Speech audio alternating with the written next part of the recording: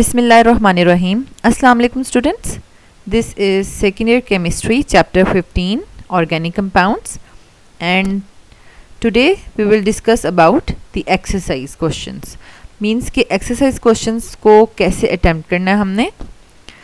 Today we will discuss about the attemptation of short questions of this chapter. Let's start. First question is, what is functional group? Basically students यहाँ पर कुछ भी mention नहीं है साथ के, इसके साथ एग्जांपल आपने कोट करनी है या फिर इसकी कोई इम्पोर्टेंस आपने बतानी है. इसलिए स्टूडेंट्स कुछ कंफ्यूज हो जाते हैं कि we have to just write about the functional group. बस वो इतनी सी एक डेफिनेशन की लाइन लिख कर और वो समझते हैं कि क्वेश्चन पूरा हो गया है, लेकिन ऐसा नहीं है. You have to properly attempt the paper.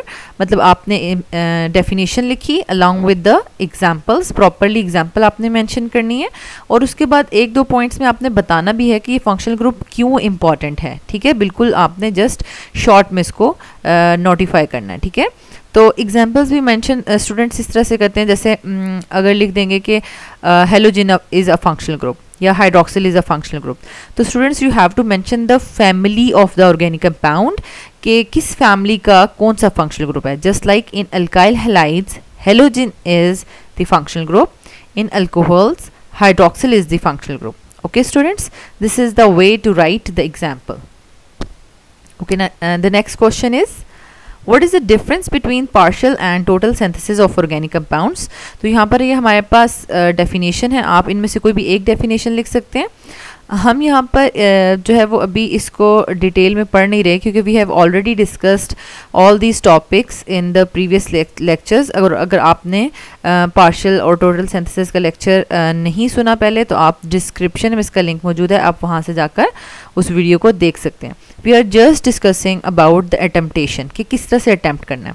Okay students, यहाँ पर आप यहाँ पर ये भी चीज़ नोट डाउन करें कि how I am writing here about the definition. Means कि मैंने एक ही लाइन में सारी डेफिनेशन नहीं लिखी है.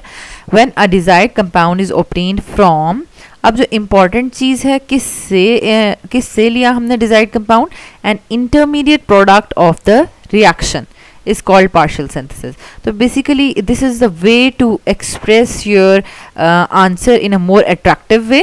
तो जो एग्जामिनर है उसको बहुत अच्छे से वो assess कर सकता है और आपको full marks मिल सकते हैं along with the example.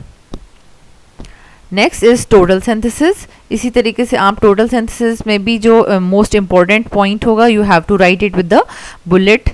ठीक है, तो इस तरीके से आपने लिख लिया, the process in which organic molecule is synthesized from small and cheap readily available molecules. This is the important thing in the definition, that's why we are writing it with the bullets. तो इस तरीके से students जब आप अपना paper attempt करेंगे, you can gain maximum marks and you can get the goal of getting 100% marks in your exams. And then आपने example mention करनी है. Okay, the third question is, how organic compounds are derived from fermentation process. अब fermentation process से organic compounds कैसे derive होते हैं? Basically book में बहुत ज़्यादा डिटेल नहीं है आपके चैप्टर में, लेकिन आप फर्दर जब नेक्स्ट चैप्टर्स पढ़ेंगे मे बी उसमें थोड़ी सी हम इसके बारे में पढ़ें. बट अगर ये क्वेश्चन आ जाता है तो आपको प्रॉपरली अटैम्प्ट तो इसको प्रॉपरली ही करना पड़ेगा. ठीक है, अब स्टूडेंट्स क्या करते हैं, दे जस्ट राइट कि ये बस production of chemicals by the action of micro organisms.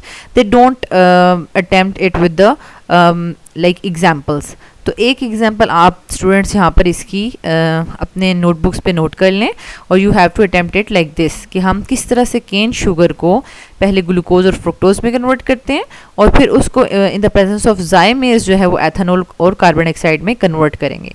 So this is the proper way to attempt this question. And the next question is,